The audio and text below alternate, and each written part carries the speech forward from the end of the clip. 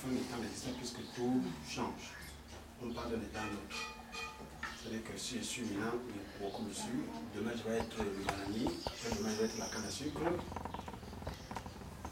C'est comme ça que c'est voulu. Puisqu'on ne meurt pas, on se transforme. Donc, lorsqu'on parle de la fin des temps, et dans la Bible, on nous parle des signes de la fin des temps qu'on voit qui sont même déjà visibles. On dit tel sera, vous verrez ceci, vous allez voir ceci. Et pour nous autres qui lisons vraiment, on essaie de voir les choses telles que la Bible les décrit. Voici, il y aura ceci, on voit. Il y aura cela, on voit. Voilà, même Israël, comme on dit, quand Israël sera regroupé, comme ils sont déjà regroupés là, on ne pourra plus, ce serait tel que si on va vouloir les déloger encore là, la Bible en parle. Donc tout ça c'est...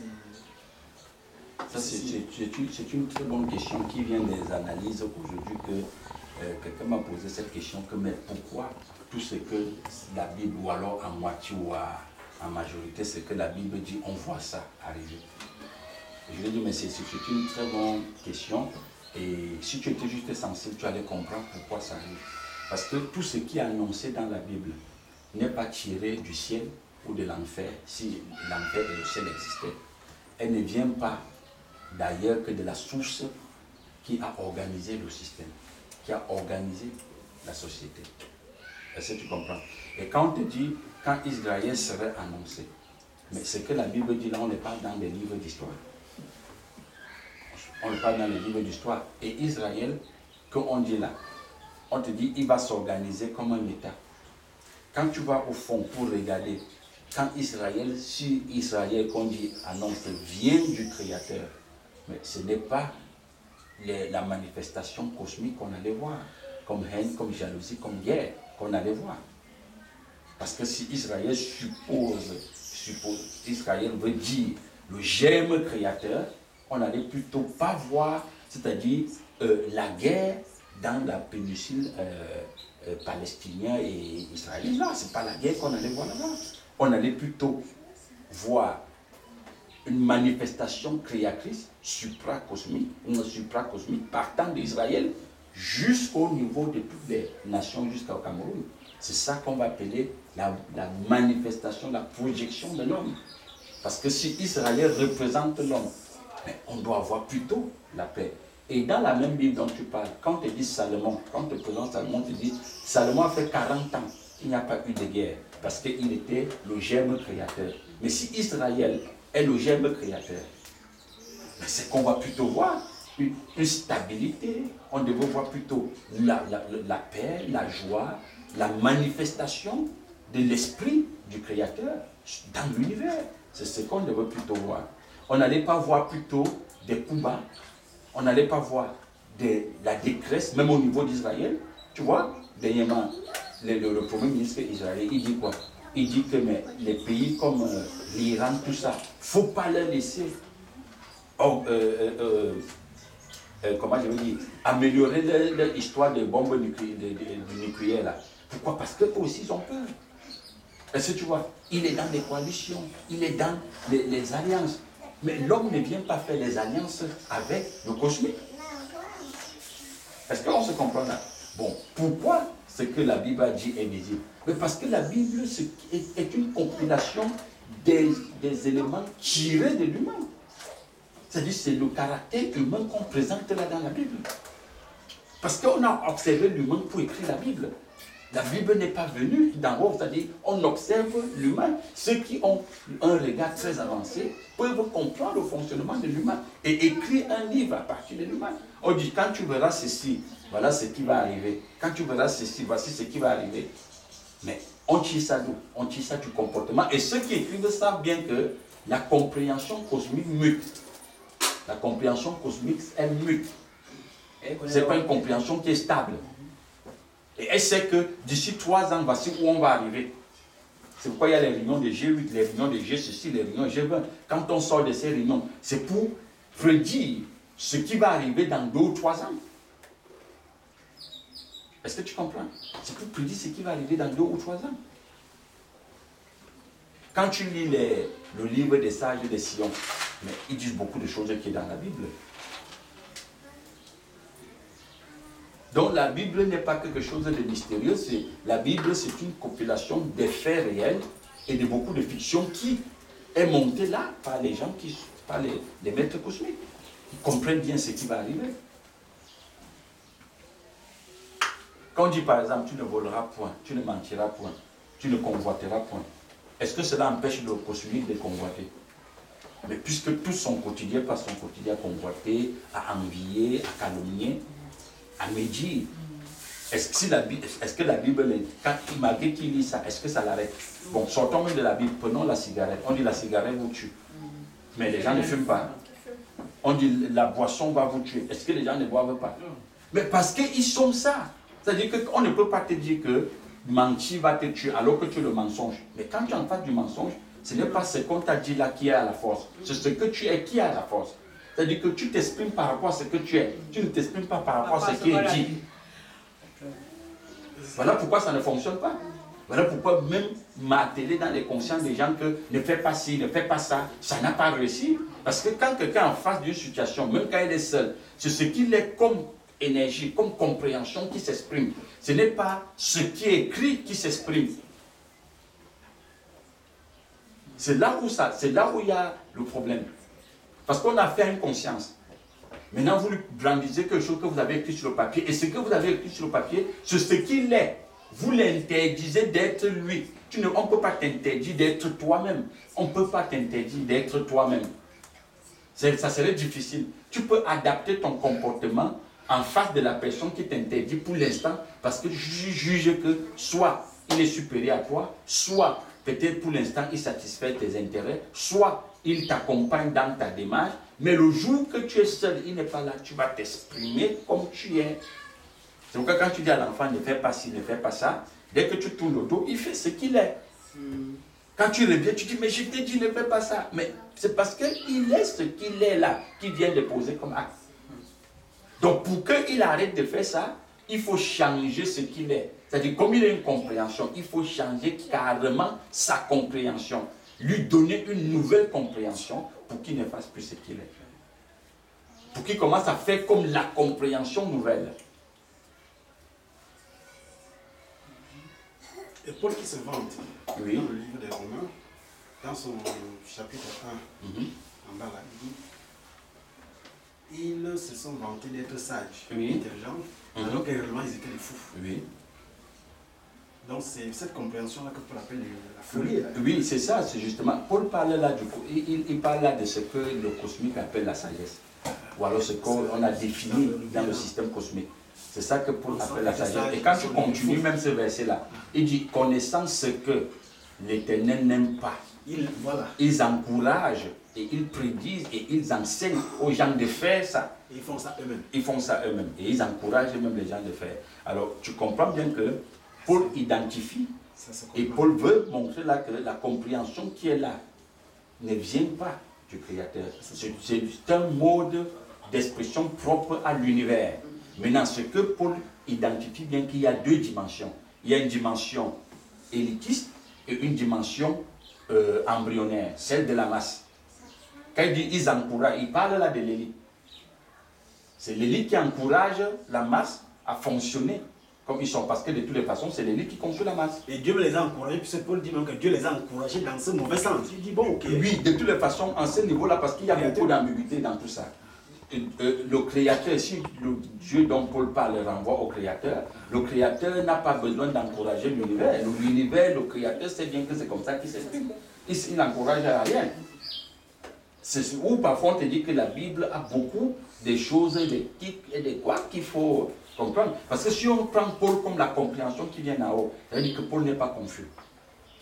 Paul ne peut pas être confus sur l'identité du Créateur, sur la dimension de ce que c'est que le Créateur. Et quand on parle de Paul comme compréhension venant d'en haut, ce n'est plus Paul le cosmique qui s'exprime, c'est le Créateur qui s'exprime en Paul. Est-ce que tu comprends? Donc le Créateur ne peut pas dire en même temps que l'élite a conçu la masse. En même temps, le Créateur dit, mais l'élite, je les encourage à faire. Mais puisqu'il n'a pas encouragé, il ne peut pas. Les a laissés. Oui, même s'il les a laissés, il ne les forçait pas et il ne les tenait même pas. le Créateur fait venir à l'existence l'univers. Et l'univers a un mode d'expression qui n'échappe pas au Créateur. Donc le Créateur n'est pas surpris de l'attitude, du comportement ou de l'expression de l'univers. C'est de ça qu'il est question.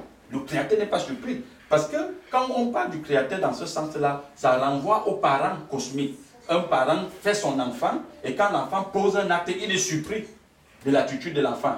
C'est pourquoi tu vas voir des parents qui disent que mais qui t'a appris ça? Mais c'est pas moi qui t'a appris ça, mais le fait que le parent ne sait pas qu'il est l'univers. Tu comprends? Et quand il voit l'enfant poser un acte que lui ne pose pas, il dit mais c'est pas moi qui t'a appris, mais il y a quelqu'un qui apprend, c'est l'univers qui est en train de s'exprimer.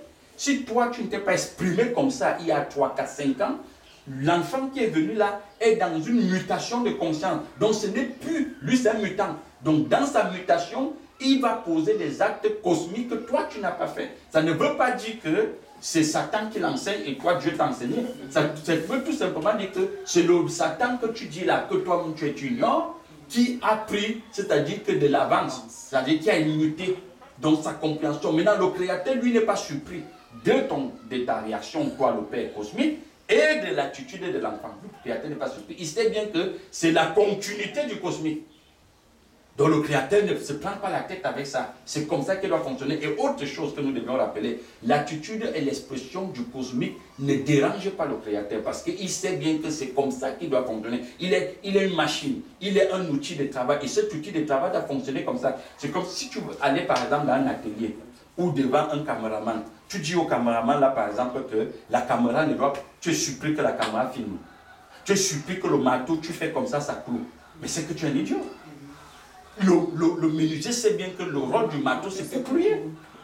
Le maçon sait que le parpaing c'est pour élever les murs. La cuillère c'est pour faire ceci, la fait. Il connaît bien ses rôles. Est-ce que le maçon peut être surpris quand il met la pelle pour ramasser le sable? Il dit je suis surpris que ça ramasse le sable. Mais il n'est pas surpris, c'est ça son rôle. Parce que parfois on dit le Créateur les a laissés. Le Créateur s'est fâché. Le Créateur dit qu'il va se venger contre eux. Mais le Créateur n'est pas surpris du rôle de l'univers. Le Créateur n'est pas surpris du mode de fonctionnement de l'univers. Le Créateur sait que l'univers doit fonctionner comme ça. Donc il n'a pas de mot de tête. Maintenant, ceux qui sont surpris, ça montre bien qu'ils sont des programmes sociétals construits dans les limites. Voilà pourquoi ils sont surpris. Et de deux, ils ne se connaissent pas. Trois, ne se connaissant pas, ne comprennent pas le fonctionnement de l'univers. Et c'est là où il y a la surprise. Pour t'expliquer ça très simplement encore, prends une petite fille qui entre dans son premier jour, il dit bien premier jour de menstruation. Qu'est-ce qui se passe? Quand elle voit le sang, elle a deux choses parfois à faire. Soit elle cache et ne dit à personne, soit elle se dirige vers sa mère, parce qu'elle veut comprendre de quoi il est question. Ça, c'est la première des choses. Deuxième chose, moi j'ai été surpris quand j'ai vu une petite fille naître et puis le sang est venu et c'est quelqu'un qui m'explique que non, c'est parce qu'elle est une fille. Normalement, on doit voir ça. Mais moi j'étais surpris. Mais pourquoi l'autre savait? Moi je ne savais pas. Parce que c'est une maman qui connaît le fonctionnement de la petite fille. Mais moi étant un masculin, je ne savais pas que ça se passe comme ça. Donc tu comprends bien que je ne maîtrise pas le fonctionnement de l'univers.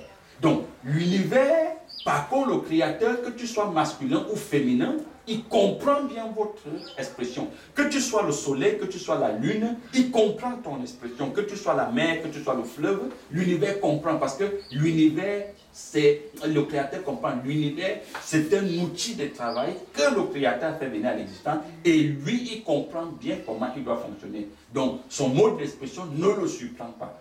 Donc tout ce qu'on dit dans la Bible, qu'il est l'Éternel se vengera, l'Éternel a dit je me fâche, je le laisse partir, je veux chercher un autre peuple qui va les remplacer. L'Éternel ne remplace pas l'univers. Parce que dit chercher un autre peuple, ça veut dire on va chercher un autre univers. L'Éternel ne cherche pas notre univers.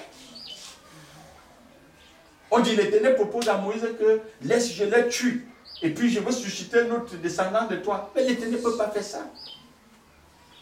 Et après, c'est Moïse même qui conseille l'Éternel. Qui dit que non, tu saches que tu avais promis. L'Éternel m'oublie parfois. Il dit non, c'est lui qui, c'est un humain qui rappelle à l'Éternel que tu avais dit à Abraham que c'est sa descendance. Est-ce que c'est un humain qui doit rappeler à l'Éternel? Et même si on présente Moïse comme la compréhension qui vient en haut, ça veut dire que ce n'est pas Moïse, c'est l'Éternel dans Moïse qui parle. Donc l'Éternel joue un film dans lequel en même temps il est stupide, en même temps il est conscient. Oui, c'est mélangé. Est-ce que tu comprends ces dimensions? C'est-à-dire qu'au niveau de Sodome et Gomorrhe, s'il y a 50 personnes, il dit non, je ne détruis pas Sodome. Bah voilà. S'il y a 10, je ne détruis pas. S'il y C'est a... ça. Donc, le terrain, c'est à lui qu'on pose, c'est comme ça. Mais bien sûr. Donc c'est ça. Quel Dieu? Mais justement parce qu'on sait bien que les maîtres cosmiques savent que la Bible, comme ils sont en train de mettre ça sur papier, c'est quelque chose qui va réguler le comportement de la masse. Alors il ne faut pas qu'on leur montre un créateur qui est différent de leur racine identitaire. Parce que l'humain que tu vois là, il s'accroche très vite à ce qui lui ressemble qu'à ce qui ne lui ressemble pas. Voilà pourquoi les humains ont cru, quand on leur a dit que les animaux sont différents d'eux, ils pensent vraiment qu'il faut les mépriser. Qu'ils ont des particularités, ils ont des caractéristiques supérieures à celles de l'humain, à celles des animaux. Mais pourtant c'est faux. Au contraire, tu vas voir certains maîtres cosmiques, ils partent tirer l'inspiration dans les forêt. Quand les embryons, eux, ils pensent que l'inspiration, c'est dans les gratte-ciels. Il faut aller en plein milieu de New York. Ce n'est pas là-bas qu'on tire l'inspiration, ce n'est pas là-bas qu'on se concentre. Ceux qui se développent davantage dans l'univers, ils se ressourcent dans les forêts. Ils se ressourcent dans des endroits où il n'y a même pas de population. Est-ce que tu comprends ça? Je comprends. Voilà, donc pourquoi? Parce qu'ils savent. Voilà pourquoi depuis même le pape dit que mais Dieu c'est la nature. Voilà, ils comprennent bien, ils disent protégeons la nature. Ils ne disent pas de protéger les glaciers, ils disent protégeons la nature. Donc ils comprennent bien que ce qui est là, c'est la conscience. Mais elle est à différents niveaux. Si les maîtres cosmiques peuvent parfois comprendre comment l'univers fonctionne, c'est le créateur qui serait surpris de l'univers. Donc tu l'as fait venir à l'existence pour s'en servir. Parce que dans la Bible, on nous dit quelque part que l'âne parle à quelqu'un, il dit pourquoi tu me tapes? Oui, l'âne parle à Balaam, l'âne de Balaam. Il lui parle, ouais. Le Balak, Balaam, oui. Lui dit, Balaam est surpris que l'âne parle. Voilà, il est surpris. Alors que lui-même ne sait pas qu'il est l'âne. Justement. Je comprends un peu. Tu comprends un peu ce qui se passe. Quand la Bible parfois nous dit des choses, mais il faut maintenant aller les chercher. Pourquoi l'âne peut parler comme un homme? Mais il est écrit même dans la même Bible que l'Éternel il ouvre les yeux de l'âne. L'Éternel ouvre. Voilà, c'est comme si l'Éternel. C'est comme dans la Bible on dit que l'Éternel saisit. On va te dire l'Éternel saisit l'âne. Donc il ouvre les yeux de l'âne. Pour que l'âne perçoive, ouvrir-les, c'est quoi? C'est-à-dire, c'est de lui donner une portion, une compréhension. Lui-même. Oui, une compréhension qui n'est pas de la société. N'est-ce pas? Et en ce moment, tu comprends bien que l'âne, qui est supposé être une conscience, qu'on a défini chez l'humain comme une conscience moindre que lui, parce que la compréhension qu'on lui a donnée est supérieure à celle de la société, l'âne raisonne, l'âne réfléchit, l'âne s'exprime librement. Tu comprends? L'âme analyse et perçoit même ce que l'humain ne peut pas percevoir. Et n'oublie pas que Balaam était présenté comme un sacrificateur ou comme un prophète. Mais en ce moment, l'âne voit mieux que lui. Ah oui? Alors qu'est-ce qui l'empêche de voir? Le souci de posséder l'argent. Est-ce que tu comprends? Donc la Bible veut te dire là, parce que c'est où je te parle que la Bible est trop mystérieuse. Elle est construite par des mystiques. On veut te montrer là que ce sujet-là, si nous le construisons, pas des soucis, on les accapare, pas des questionnements, pas des envies, pas des convoitises, on va mieux les dominer parce qu'on va les éloigner jour et nuit de leur vraie identité. La plus grande construction maçonnique, c'est que l'humain doit être accaparé et ne se connaissant pas. Parce que plus tu ne te connais pas, plus tu t'éloignes, c'est-à-dire que de ta vraie identité, de ce que tu as appelé à être, mais plus tu es esclave. On se sert de toi, on t'utilise. Tu es un âne, comme tu dis, que chacun peut monter dessus et aller faire ce qu'il veut faire. Est-ce que tu comprends? Qu'est-ce qui éloigne l'humain d'entrer dans la compréhension? Les soucis, les faux projets qu'on a donnés à l'humain. On dit à l'humain que accumuler les moyens, c'est des projets. C'est le même gars qui veut la voiture, c'est lui qui veut la société, c'est lui qui veut le travail, c'est lui qui veut l'enfant, c'est lui qui veut ceci. En ce moment, il ne peut pas s'écouter, il ne peut pas aller au fond de lui, comprendre le rythme ou la fréquence de l'activité intérieure. Il ne peut pas. Il ne peut pas.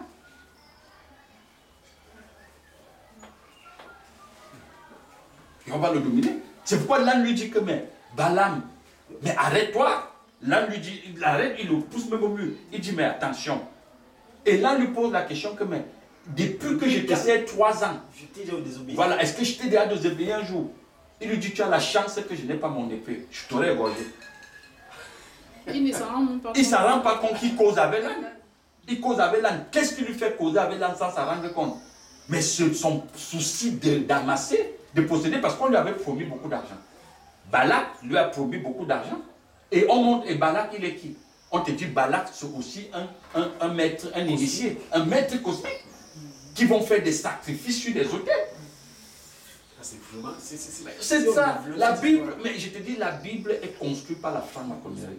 Et ils sont tanqués, ce sont des codes secrets de construction sociétale qui est là. Donc c'est là, dans la Bible, plus tu as le regard du Père, plus tu comprends bien que c'est ça qu'on a construit là. Et c'est pourquoi je te dis que la Bible, tout ce qui est dans la Bible peut se réaliser. Ça ne veut pas dire que c'est la vérité. Ça ne veut pas dire que c'est une prophétie. Parce que ce qui est construit là dans la Bible, c'est le comportement humain. C'est le secret de la construction humaine que les maîtres cosmiques ont réalisé dans le secret qu'ils ont mis dans la Bible. D'une manière codée. Oui, d'une manière codée. Non, mais l'être humain ne peut pas comprendre puisqu'il est comme Balaam. Il est comme Balaam. Et quand tu vas dans l'Apocalypse, on te dit l'Éternel va dire que il y a des serviteurs de Balaam ici. Donc il y a une église qu'on va appeler l'église de Balaam. Il y a des serviteurs de Balaam. Quand il parlait de cette église, si je ne me trompe pas, tu vois, il dit chez toi, et on a trouvé des gens comme Balaam. Et la raison, c'est qu'on dit Balaam. Est-ce que tu sais qu'il avait quand même réussi son plan après? Tu sais comment Balaam a fait pour réussir son plan? Mais c'est écrit, je pense, dans Nombre. Tu sais ce que Balaam fera? Balaam va revenir. Et il va dire à Balak que de toutes les façons, comme il a perçu l'argent, de toutes les façons, on ne peut pas laisser le projet tomber comme ça. C'est qu'on va faire. Faire une fête. Et à cette fête, invite les enfants d'Israël. Donne-les à manger, donne-les à boire. Et quand ils vont manger et boire, laisse les filles devant eux. Ils vont entrer dans la prostitution avec les filles. Et c'est ce qui s'est passé. Est-ce que tu commences à voir? Bon, maintenant, si ce genre qu'on annonce là est le peuple du Créateur, parce que peuple du Créateur veut dire que des sujets dans lesquels l'homme a émergé. Si c'est des gens dont vraiment l'homme a émergé, est-ce que c'est avec le ventre et le bas-ventre qu'on va les prendre? C'est pas facile. Mais si les Lady Ponce chantaient le ventre et le bas-ventre, le tout est joué. Mais c'est ça qu'on a appliqué sur les enfants de Dieu. Tu comprends bien que ce ne sont pas les enfants de Dieu. Ce sont les enfants de Banganté, Bafoussam, Douala. Ce sont les mêmes gens. C'est des cosmiques. Il n'y a personne de Dieu qui vient de là. Ou alors peut-être Dieu le cosmique. Mais puisque c'est un secret, n'est-ce pas? On chante aujourd'hui le va avant que le vent ne peut jouer. Quand une petite fille va en mariage, sa mère lui dit quoi? Ma fille, prends soin de ton mari, son ventre et le bas. C'est tout. Mais oui, c'est tout. C'est pas ce qu'on donne le conseil comme fille, mais c'est ça que Balaam a glissé à Balak. Et c'est ce qui s'est passé. On dit les enfants d'Israël ont mangé, puis sont tombés dans l'impudicité. Ce n'est pas la seule partie de la Bible où on montre le ventre et le bas-ventre. Hein. Il y a un autre endroit, on te dit Moïse va à la montagne avec Josué. Il arrive, les gars voient le pied de Dieu. Ils pensent qu'ils sont arrivés. Et là-bas, ils font une grande fête. Ils mangent, ils boivent. Ils entrent dans l'impudicité. Quand Moïse va encore chercher à la montagne les tables, il dure. On revient, on dit que les enfants d'Israël ont dit, Moïse, Méglon, retournons en Égypte, faisons un veau, un Dieu qui va nous accompagner. C'est où on va faire le veau d'or. On dit, ils vont manger et boire et entrer dans l'orgie, dans l'impudicité. Mais c'est quel genre de peuple là? N'est-ce pas, on parle là du sujet cosmique? Alors, ils étaient alors champions. Non, mais ce n'est pas que eux. C'est ce que l'univers est. C'est ce que nous sommes. Ce n'est pas eux. Si c'était eux, c'est que les Camerounais n'allaient pas chanter cette chanson-là. Le ventre et le bas-ventre, le tout est joué. Si je parle d'eux, c'est que pour avoir côtoyé Dieu en guerre, parce que Dieu leur... Mais frère Méroven, ils n'ont jamais côtoyé Dieu. Le Dieu dont on parle là, on te parle de Satan. Alors, ils n'ont jamais côtoyé. C'est pas la mer rouge qui a été fendue là. Mais la mer rouge, aujourd'hui, même toi et moi, on peut le fendre. C'est rien pour fendre la mer rouge. Tu comprends? La mer rouge, le fendre, ce n'est pas un problème. Là, si tu as Kribi, on a repoussé la mer. Quand l'État veut faire ses projets, ou alors, c'est-à-dire que ce qu'on appelle entre guillemets projet qui n'est pas projet, c'est-à-dire que organiser l'univers. S'il arrive, il dit que c'est la forêt qui est un obstacle, on le dégage, on dit à la forêt déplace-toi. À Dubaï, ils ont créé carrément. Toi, Dubaï même c'est trop loin. Ici à Kribi où nous sommes, on a repoussé la mer. Voilà pourquoi la mer est partie de Mboro pour revenir se retrouver à Ngoye. Et aujourd'hui, à Ngoye, le niveau d'eau monte. Monte très fort. Très fort, n'est-ce pas? Donc d'ici quelques temps, l'eau de Ngoye va bientôt traverser le goudron. Mais pourquoi vous allez à Dubaï? J'ai dit ici. Donc qu'est-ce qu'on a fait? On te dit qu'on a reculé la mer depuis de 16 ou 16 combien de mètres. On a enterré. On a dit à la mer, recule-toi, nous on veut un quai. On est venu, on dit à la mer que bon, actuellement on veut un quai ici. On ne lui demande pas, on dit, ça, on va prendre peut-être comme ça, supposons qu'un hectare. Et l'hectare là n'est pas un sol, solide. Donc c'est de l'eau, c'est du liquide. On dit mais comment on va faire ça? Il dit mais on ne sait pas comment. On va juste rembler. Et ils ont remblé. Et ils ont fait le quai. On a dit à la mer recule pas.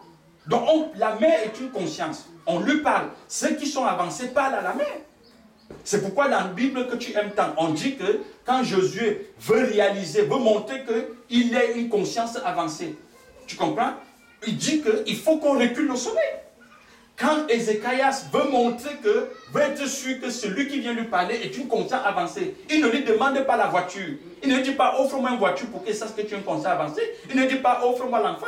Il lui dit bon, de toutes les façons, pour que je sache que je dois encore vivre 15 ans comme tu le dis. Mais il faut reculer le soleil de 15 radians. Parce que ramener le soleil en arrière, il faut le reculer. Est-ce que tu vois? Et puis on dit, on va reculer le soleil. Donc on veut te montrer là que plus tu t'élèves dans la conscience, plus tu peux parler à tous les autres composants de l'univers. Parce que les composants de l'univers, chacun est à un degré bien identifié. Et ce degré dont il est, toi si tu es supérieur, tu vas leur donner. Tu vas lui commander, voilà pourquoi on ouvre la mer rouge. Donc la mer est une conscience. Celui qui se place en enfant de la mer et parle, la mer doit obéir parce qu'il a une conscience. Est-ce que les gens ne marchent pas sur l'eau aujourd'hui? Pourtant, on te dit Jésus, c'est la marcher sur l'eau. On voit les gens qui marchent sur l'eau. Et ils maudissent Jésus.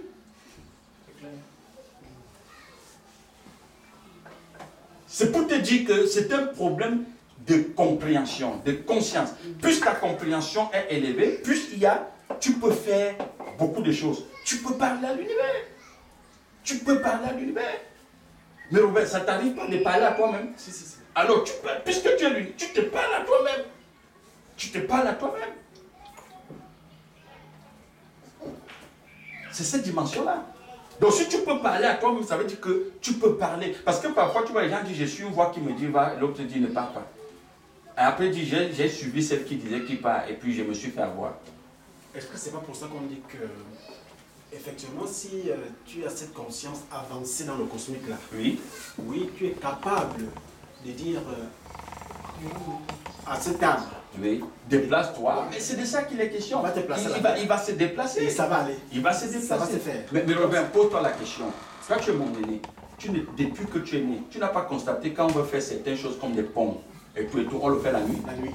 Pourquoi on ne le fait pas le jour? Il y a deux choses que je n'ai jamais vues. L'histoire des grands palans, quand ça arrive dans une ville, tu vois les palans.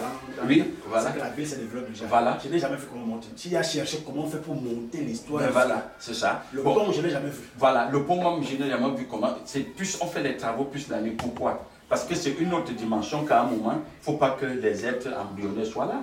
Parce que ce n'est pas pour eux. Voilà pourquoi la franc-maçonnerie voulait tromper. Parce que la franc-maçonnerie, c'est des trompeurs. Pour tromper la masse qui est là, qui vient dedans, hein, pas la masse qui est à l'extérieur. On leur dit, ben, l'enseignement qu'on vous donne là, c'est pour les initiés. N'allez pas de nos autres à l'extérieur. Est-ce que tu comprends pas? Mais pourtant, au fond, on sait qu'eux-mêmes, c'est de la pacotille. On va plus les éloigner de la compréhension du réel. C'est pas facile, hein, ces choses. Oui, c'était pas facile avant, mais aujourd'hui, les choses sont très faciles à comprendre. Je disais, c'est la dernière fois que si tu sors là, tu rencontres ton père qui est décédé, il te dit, mais Béranger, comment tu dis ça va? Tu n'as même pas besoin de fuir. Mais ça, c'était au niveau de la compréhension. Oui. C'est moi qui te... Ben oui. Donc c'est ça. Parce qu'il ne va rien te faire. Tu comprends pas? C'est parce qu'on avait construit, on a construit en nous qu'il est mort. Je dis personne ne meurt.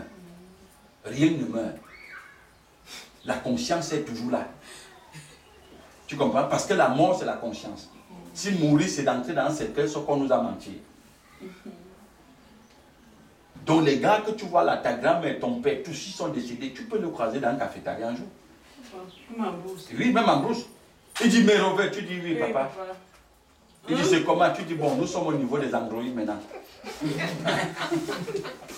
Si tu vas avoir une conversation avec lui, il te dit, l'androïde, c'est quoi? Tu l'expliques. Tu dis, à ton époux, il n'y avait pas ça. C'est ça la conscience qui a muté. Parce que si ton père arrivait aujourd'hui, il serait surpris. Le programme a changé. Et c'est de ça qu'il est question. Et c'est de ça qu'il est question. Comme ça, il me disait qu'il y a un monsieur qui était mort comme ça chez lui. Donc, comme on parlait un peu